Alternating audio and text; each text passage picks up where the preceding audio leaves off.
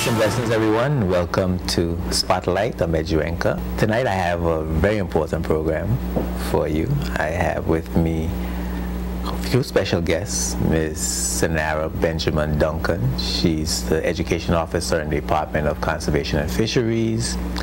Mr. John Perkis, he's a Senior Advisor and Senior Manager, Sustainable Communities, the Natural Sept Canada, as well as Ms. Karen Miller. She's a Sustainability Advisor for Natural Sept Canada. And we are going to be talking about building capacity here in the BVI for sustainability. It's important that we use the resources that we need for ourselves, but we also leave some resources for the future, for our children, to meet their needs as well. And we only can do that if we plan ahead and we behave in a sustainable way. We're going to talk about what that actually means, and we are going to have a great discussion. So you stay tuned. It's some important information. You're going to need to have this information. Keep it locked right here to Spotlight. We're going to take a break for a word from our sponsors, and we're going to come right back with our guests. We'll be right back.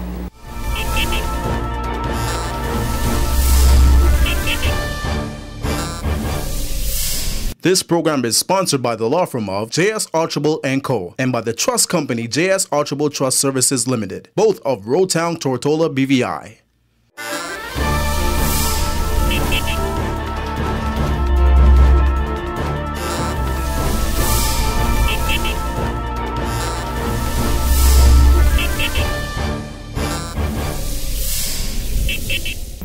Welcome back to Spotlight. I want to go right to my guests. I want to welcome you, Ms. Senara Benjamin Duncan. Welcome to Spotlight. Thank you for having me. Great. And Mr. John Perkis. Perkis, right? I'm saying that right? Yes, yeah, Perkis. Perkis. Welcome. Thank you. Good to have you both. We had a good time today in the workshop. And I don't want to get sidetracked. I just wanted to say I had a good time in the workshop. Thank you. It was a wonderful workshop. The participants always make the workshop. Yeah. Facilitators show up and we do our best, but the participants, their energy and enthusiasm really make the workshop what it is. Okay. Senara, Conservation and Fisheries, you're building sustainability capacity in the BVI. This is your program, Conservation and Fisheries program. Yes, we are partnering with H. Lavity South Community College and Green BI to develop a sustainable policy for the British Virgin Islands. Okay. Is this a directive from the ministry, or this is Conservation and Fisheries initiative? It was initiated in Conservation and Fisheries, but the ministry is also involved in the process. Okay. Why at this time? What was happening? We running out of stuff? Sustainability is very important. It gives us our generations to come a good feel of, it gives the generation more, for us to educate the generations to come, for us to educate the people would benefit the generations to come. Okay.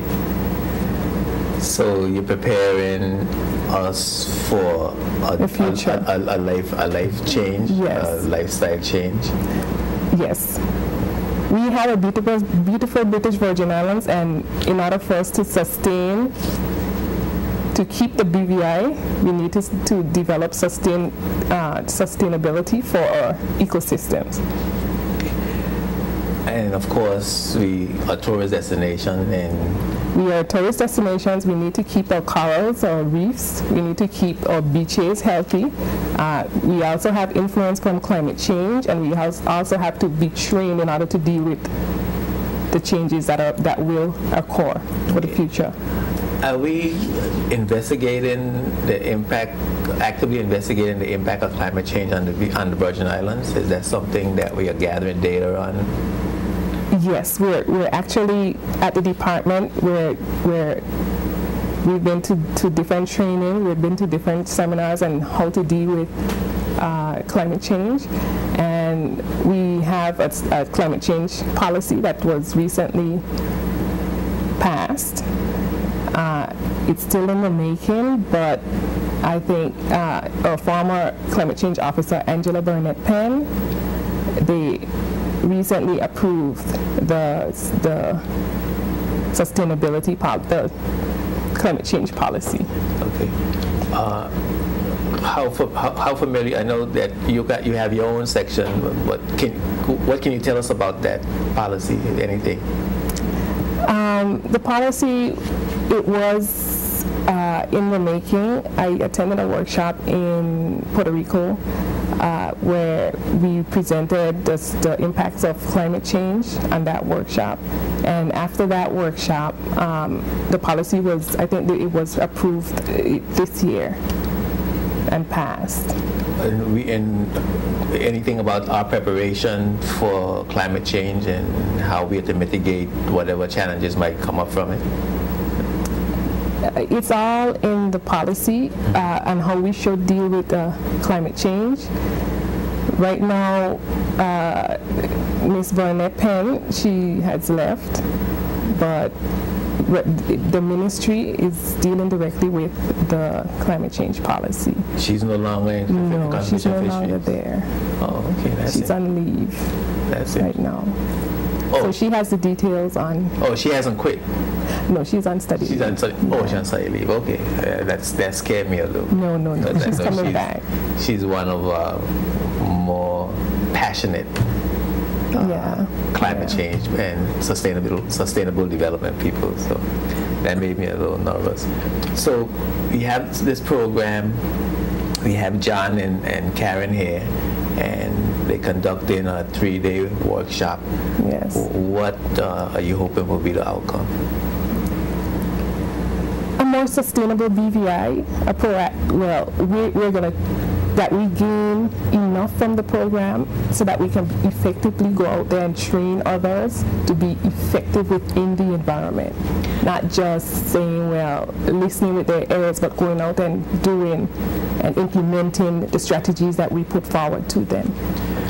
So the persons attending the workshop is going to be putting on that same type of workshop for others? Is that's the plan? Yes. Train the trainers. Train the trainers. Yes.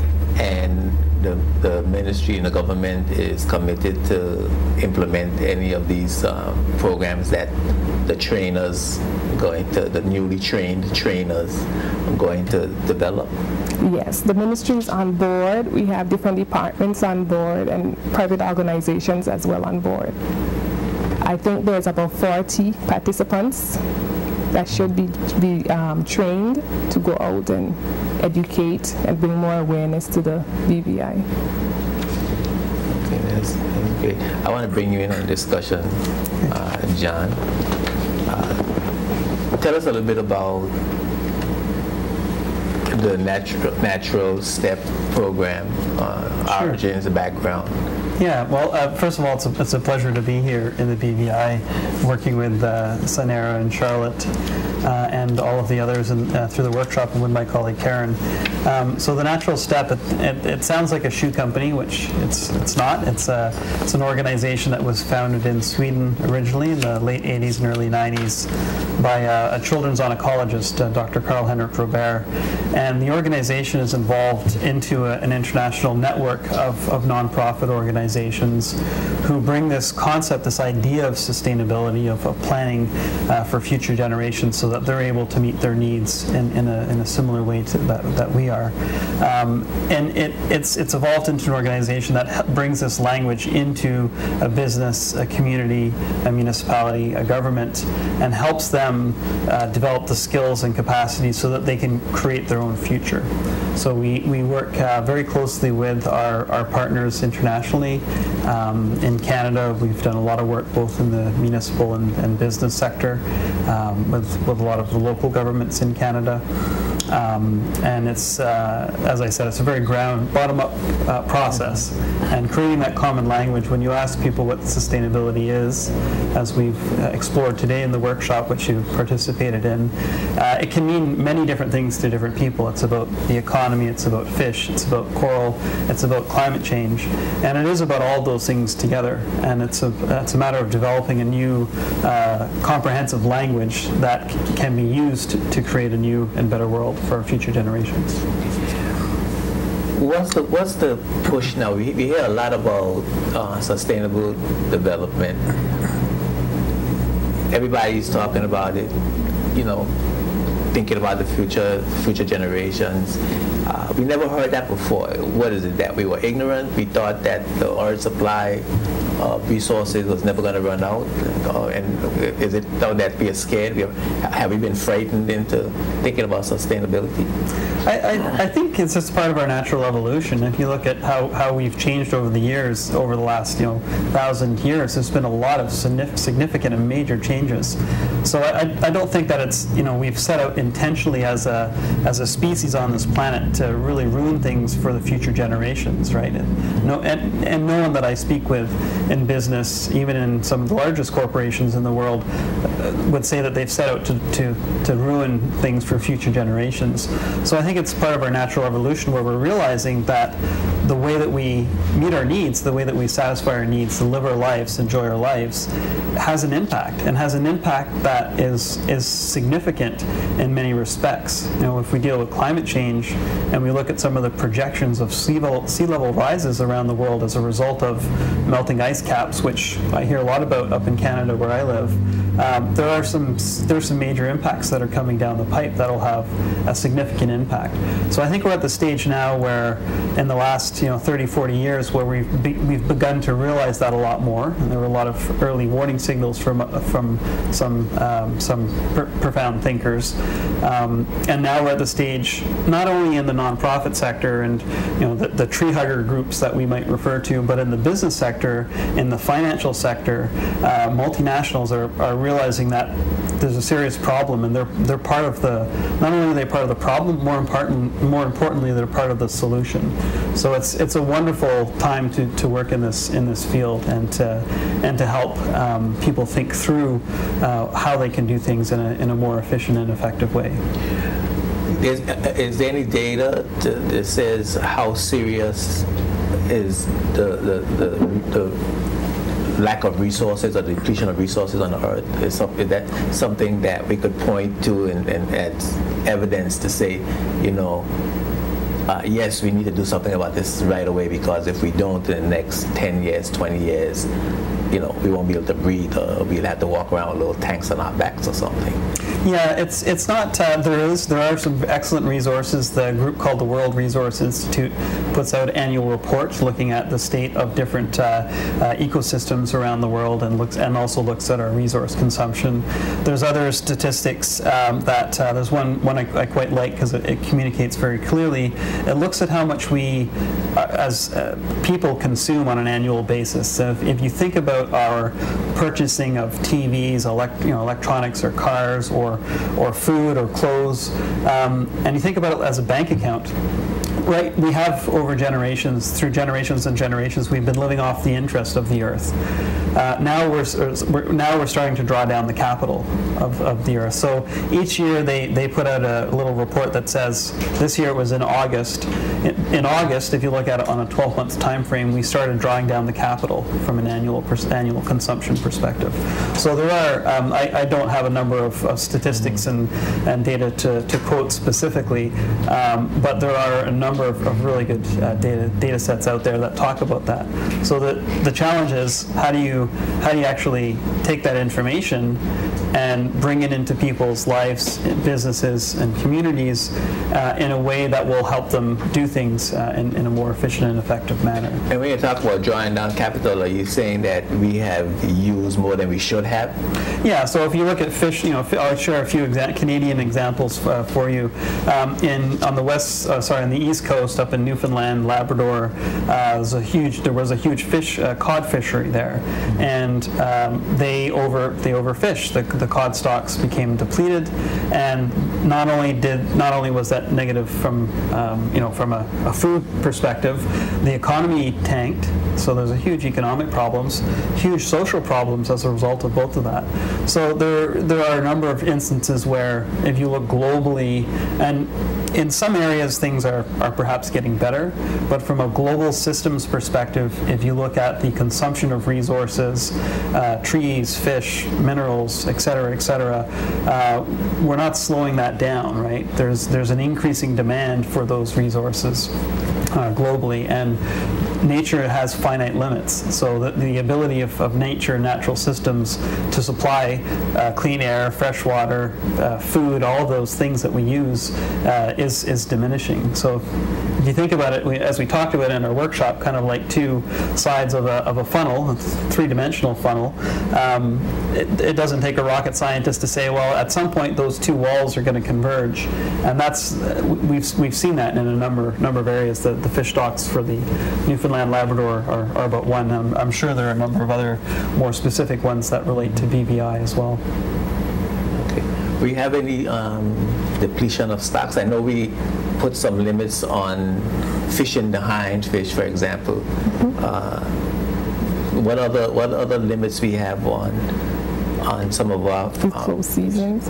We have the conch as well, wilks. We have turtles. You can only catch the turtles during a certain time. I think there's margate. That's a type of fish. And I don't think there are any other that I can recall right now. But those are a few of, it's about 6 on the on that list of endangered species. Yeah, with conchs and wilks, only the locals are allowed to catch those, not the visitors. So if you're coming to the territory to fish, you can't catch the conchs and the wilks, and nor the turtles, but you can catch the other fishes. Now, the sustainability, I know we have a definition of what it means, but it sounds like it's you have to have enough of the resources to last and last and last and last practically forever. Yeah. Is managing these resources in terms of waiting for replenishment, is that an option? Is that something, is that part of the sustainability equation?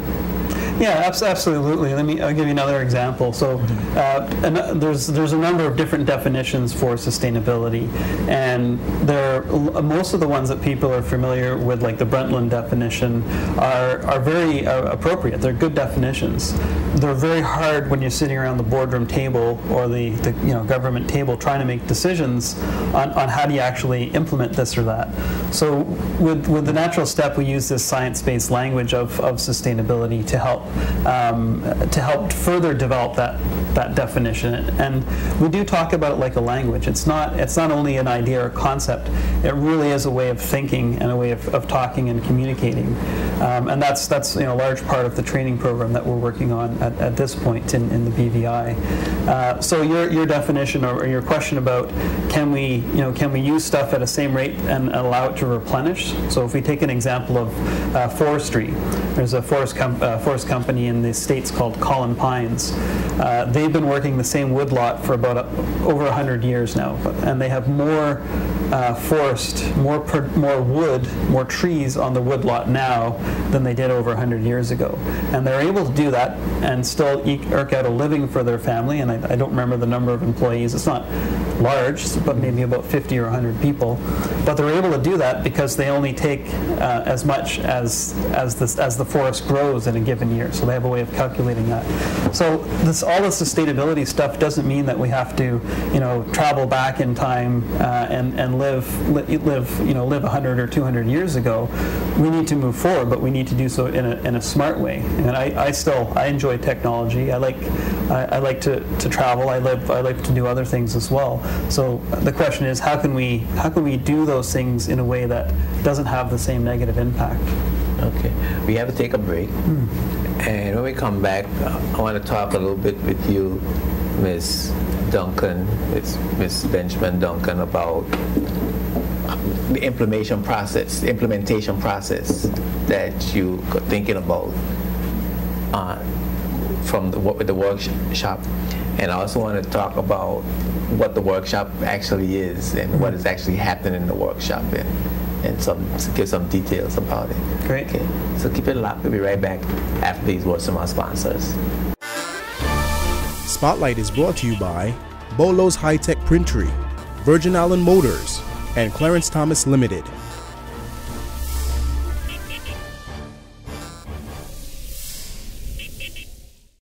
Welcome back to Spotlight. I'm Medjuenka, and I'm here with two very special guests, Ms. Senara Benjamin Duncan from Conservation and Fisheries, and Mr. John Perkins from the Natural Sept Canada. And we're talking about building sustainability capacity here in the BVI, training persons to come out and do what? We want them to come out and be more proactive and take care of the environment. So, is there going to be regulation? It's going to be a act, or order, a bill, legislation? It's going to say we have to start doing these things. We're going to start looking at what solid waste management, recycling, land use, resource use. What form is that going to take? We're working towards a sustainability policy that will govern the environment for the Virgin Islands, for the now and for the future. So when we work towards that, we will be able to implement strategies to better educate the youth of the British Virgin Islands. The schools, we start in the schools, we'll do the churches, the businesses, wherever we can reach, we will try and reach. So those of us who are being trained, you're going to be calling us to go out to these various locations and organizations and talk to them. So we better learn this stuff, huh? Yes. And you guys, we want that you are very effective, that the people will change their minds and their thoughts. Change their behavior. Their behavior as to the environment, because we're very limited. Even though we're a tourist destination, we still do things that are not too sustainable for the environment. Okay. And we expect to come out of this workshop a vision of sustainability, a program, John? Yeah, I think what we're trying to accomplish with the workshop over the 3 days that we're here, we also had a series of online training sessions. We try to do that a lot in our work to reduce our own impact from a travel perspective. So we had a couple of webinars earlier in the summer, and we have a few more that will bring us into October as well. So the purpose, what we hope to get out of this, and based on our work today, I'm really excited about it, is to begin the process of shaping a new vision for the British Virgin Islands based on the people who are there.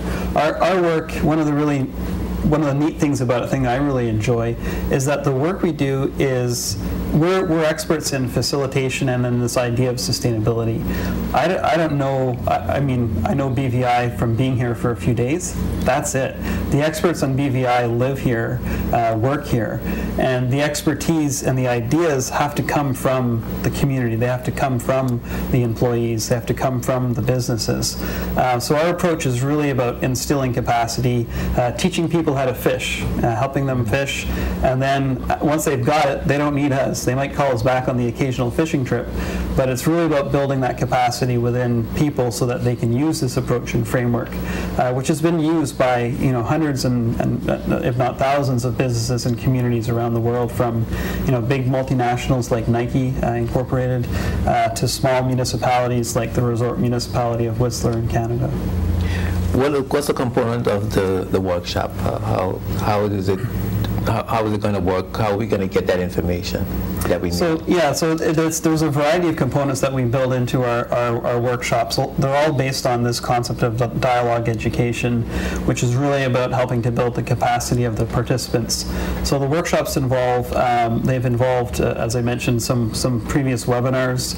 We have an online e-learning course, which is a 1-hour module that people can take and have taken as part of this training.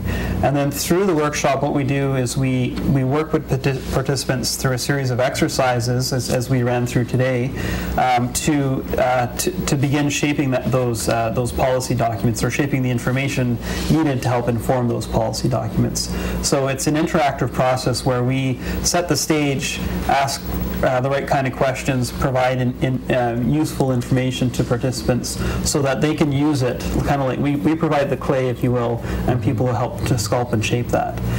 So it's through that process of facilitation and work with the participants that we are beginning to create this new vision for BVI. Okay.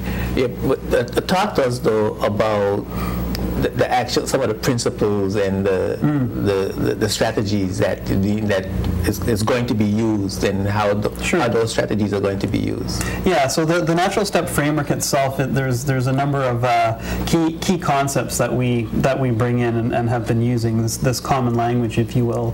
So one of the first concepts is this idea of backcasting, and this idea of backcasting, it's a fancy word for basically beginning with the end in mind. So, for example, you decided you wanted to become a TV host and host this wonderful show, and you took some steps, called the right people, and made it happen, right? If you go and get a degree and study somewhere, you make decisions that will lead you to a college or university somewhere so you can get that degree. So we always think about this future vision ourselves as individuals, and then we take steps today to plan towards that vision. So that's what backcasting is. It's just a fancy word for doing something that we do all the time. But when we work as larger groups larger than 5, we throw away this idea of backcasting because we can't all agree on that vision. We can't come up with a common vision. So we use techniques to help people recreate that vision, if you will. So that's one of the concepts, is beginning with the end in mind and backcasting. And the second one that we bring in is this new language of sustainability. So we use these 4 system conditions or sustainability principles, which were created by Dr. Karl-Henrik Robert, who's the founder of the Natural Step. And they were created, it's important to note, they were created through a consensus-based process with a group of scientists, both social and hard sciences. And they came together to talk about what they agreed on. So they looked at a very high level. How does this planet that we live on work, and what are the ways that we are messing things up for future generations? So what is unsustainability? So these 4 sustainability principles are used as a language by the group to basically move away from unsustainability and start moving towards sustainability. So those 4 principles, I can talk about those in a little bit more detail, and there's a lot more information on the website. But maybe I'll go back to that. So once we introduce that language and those 4 sustainability principles, people then use that through this backcasting approach to do a couple of things. And we started this in the workshop today. The first one is really saying, okay, if we agree that these principles make sense, and they've been around for over 20 years and used by, again, hundreds and hundreds of big organizations and communities, then what is success for us? What is that vision, right? What are we backcasting from? I like to say, if you don't know where you're going, all roads will lead you there. So we begin that process by saying, all right, what is success for the BVI? How can we operate? How can you operate and work BVI in a sustainable future? What does it look like? What are you doing? And then, which we'll get into the workshop tomorrow, what's that current reality? So what are you doing now that violates those 4 sustainability principles I mentioned a second ago? Mm-hmm. So we go through that process of assessing our current reality and describing the future vision of where we'd like to go. And that process, what it always does is it creates tension. People don't like tension. Mm-hmm. So it creates this natural tension between the future that people are attracted to and find desirable and the current reality. And what that does is it drives innovation, right? People they're not comfortable with that tension. They want to alleviate that tension. And that's where a lot of the creative ideas come from, is through that process of saying, all right, if we're honest about our current reality and this vision, what are we going to do? How are we going to actually solve this problem and work towards this new vision? So the actual things that we are doing that destroying our resources, and we need to stop doing those things. Yeah. But it seems like most of the time we don't know what they are. Yeah. And again, it's not necessarily an intentional thing. So that's the important part about that, about building that common language. So those 4 sustainability principles allow people to reflect on what it is that they're doing that might be causing problems. So I can go through and yes, can you tell us? Yeah, can you tell us what they? I might grab your sheet and check it afterwards too. No, I'm good. So the first sustainability principle, and the way we say this is that in a sustainable society, and these are worded from a negative perspective at first. In a sustainable society, nature is not subject to systematically increasing concentrations of substances extracted from the Earth's crust. That's a mouthful. Yeah. Say that again, because I want to put that in, try to get it into English. Are you sure you want English? Yeah. I can do it in French if you'd like. No, English we want. Yeah. Yes. Yes. So there's a number of really important words there. Maybe what I'll do is just read through all 4 of them. Okay. And then I'll unpack the key words that are in there. Yes. Okay, that's a good idea. So again, it says in a sustainable society, nature is not subject to systematically increasing concentrations of substances extracted from the Earth's crust. Okay. So the second one, it's the same first part of the sentence. Nature is not subject to systematically increasing concentrations of substances produced by society, man-made substances essentially. The third one is nature is not subject to physical degradation. Okay, so that one, I'll come back and unpack them. Okay. The fourth one is that in a sustainable society, people are not subject to conditions that systematically undermine their capacity to meet their needs. And when we talk about needs, for me, this is the most interesting one. We talk about human needs. So, you think of Maslow's hierarchy, but it's also how do we meet our need for friendship, for participation, for inclusion, for leisure. There's a set of needs that we use in our material that come from a gentleman named Manfred Max Neef, who is a Chilean economist who looked at how needs are satisfied globally and came up with this fundamental set of 9 human needs. And through his research, he basically found that everyone meets their needs in a slightly different way, and that's part of the expression of different cultures. Okay. Well, we need to go back now to number 1. Number 1. And explain to us what that means. Sure. So number 1, when we talk about substances extracted or increasing substances that are extracted from the Earth's crust, it sounds like we're saying you can't have any mining, which is absolutely not the case. We've had some good work with different mining companies. What it says is that if we're taking stuff out of the Earth, so if we pick something like let's say copper. So we use copper for piping, and we use it in a lot of electronics. So if we're extracting it, that might not be a problem. The extraction process might be in a sensitive ecosystem, so that might not be good. So we can use that copper, but what we can't let it do is build up in natural systems. So we have to close the loop, right? So if we take copper out and use it, we've got to make sure that we recycle it.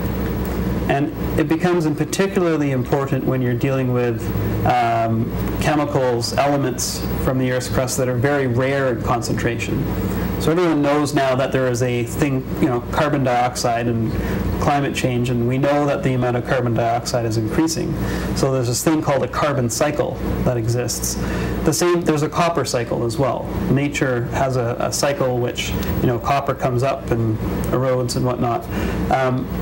So we can't let too much copper stay on the surface of the Earth. Once we take it out, and we use it, and then someone's left over or whatever, and it sits on top of the Earth, then it becomes waste, and then it has a negative impact. Yeah, then it builds up in concentration, because nature, think about nature like your stomach, right? Mm-hmm. Nature is wonderful at digesting and reusing stuff. So if you go out and you have too many glasses of rum and too much food and you get really sick, your stomach's not going to like that too much.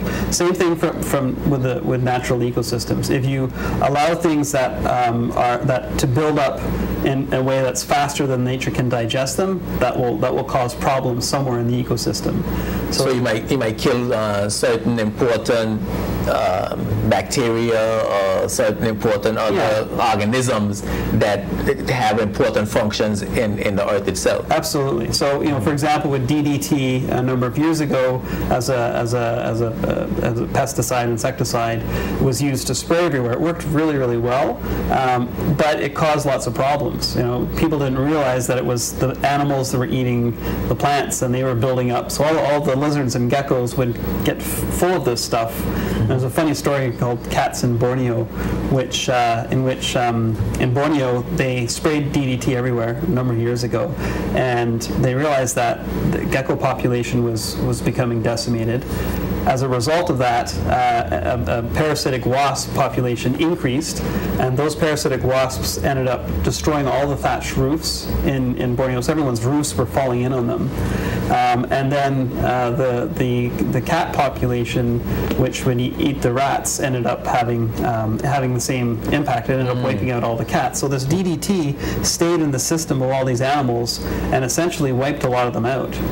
So at the end of this, they ended up becoming overrun with rats, which ended up leading to something like the plague, right?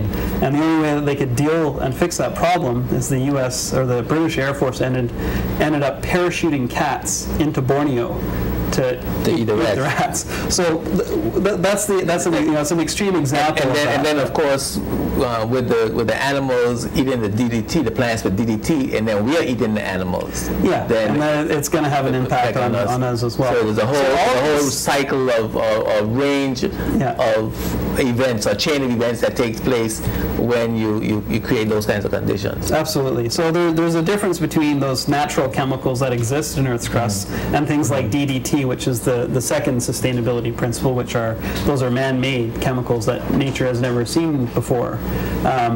Some of them are okay. Some of them nature can digest. A lot of them nature can't. So all this is saying, I have to take off my geek science hat here. All this is saying is that we can still have lots of fun. We can live good lives, but we just got to be careful about what we're doing and how we're doing it. And we have to be really the one I find really important is the human. How do we help each other meet our needs? We've got to be careful about about income disparity, income gap. We've got to be careful about the social side of sustainability as well. Now talk about the second principle. Well, the second one I mentioned already briefly with the example of DDT. Okay. So DDT is all of the chemicals that are out there that we've invented. So things like Teflon or plastics. There are literally thousands and thousands of man-made chemicals that nature hasn't seen before. Plastics, for example, very, very useful in a wide variety of applications, but we can't just throw them away. I mean, there are massive wastelands in the ocean that are just, basically big balls of plastic, kilometers long, and so we need to be able to find a way to make stuff that's useful, but make sure we again close that loop on it. So if we're creating and using plastics, let's make sure we're actually recycling them. If we're using copper and stuff, let's make sure that we're not that we're actually taking that copper back out of our electronics instead of throwing it in landfill or incinerating it. Let's take it back out and use it again and close the loop on that cycle. Okay. Mrs. Duncan, is there anything I want to bring in? I want to take a break, and I want to bring in Ms. Miller. But before I do that, I want to know if there's something that I forgot to ask you that you wanted to get out to the public. Conservation of fisheries were about educating the youths, the awareness of the public, but we start with the youths because we know the youths will carry on the information to the future. Okay.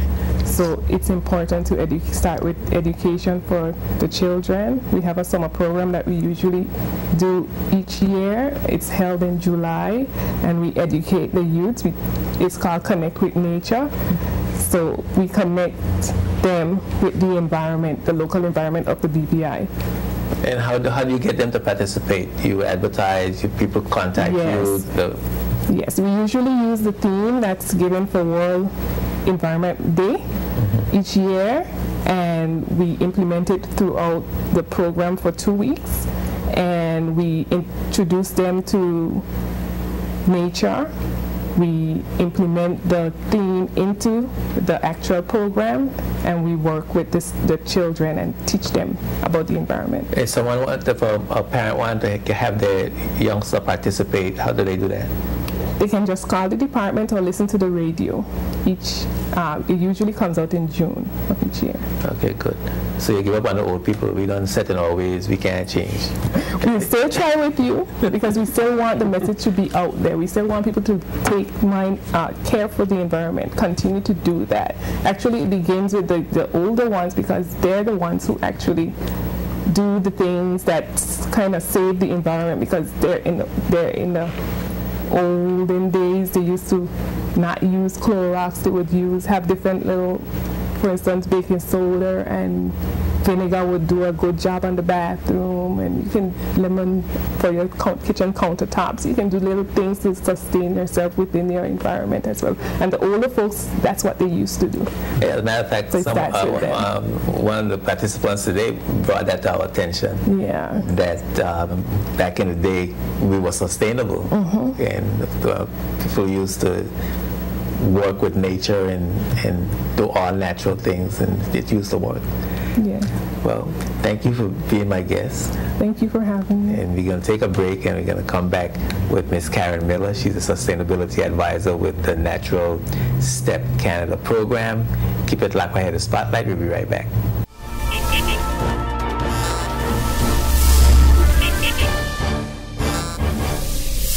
This program is sponsored by the law firm of J.S. Archibald & Co. and by the trust company J.S. Archibald Trust Services Limited, both of Rotown, Tortola, BVI.